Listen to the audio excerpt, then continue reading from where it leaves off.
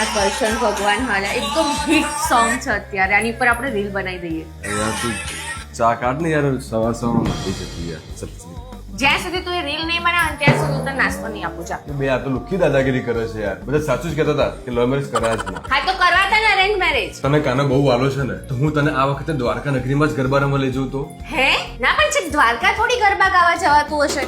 છેક એટલી દૂર જઈએ ને પછી વરસાદ પડે તો આખી નવરાત્રી ના બગડી જાય આપણી. સ્વર્ણિમ નગરીમાં આખું દ્વારકાનો સેટઅપ ઊભું કર્યું છે. તને એવું ફીલ થશે કે તું દ્વારકામાં જ ગરબા રમે છે. હે હા પણ શું કરવા આ લોકો આટલો ખર્ચો કરતા હશે? એમને ખબર નથી આ વખતે વરસાદ આવવાનો છે. બિચારાના બધા પૈસા બાદ પર જશે. સ્વર્ણિમ નગરીમાં એસી ડોમમાં ગરબા થવાના છે. તું તાર મન મૂકીને રમજે આખી રાત. જો પ્રી નવરાત્રીમાં કિંજલ દવે અને ઓસ્માન મીર આવવાના છે અને 9 દિવસ આપણું જીગરદાન ગઢવી આવવાના છે અને પોસ્ટ નવરાત્રીમાં પણ ઓસ્માન મીર આવવાના છે. પણ આખી રાત થોડી ગરબા રમાતા હશે કે પગ ના દુખે? અમારે તો કેટલું બધું કામ હોય, તમારે ઊંઘી રહેવું છે. ખમ્મા કરો મારી માં, ત્યાં કુશન કાર્પેટ છે. તું આખી રાત ગરબા ગઈશ ને તો બી તને તારા પગ નહીં દુખાય. તમે વાતોનો વાડા કર્યા કે ચા મારા ઓફિસ જવાનું લેટ થાય છે. અને હા, ત્યાં સૌથી મોટું વેલે પાર્કિંગ પણ છે અને બીજું ઘણું બધું છે.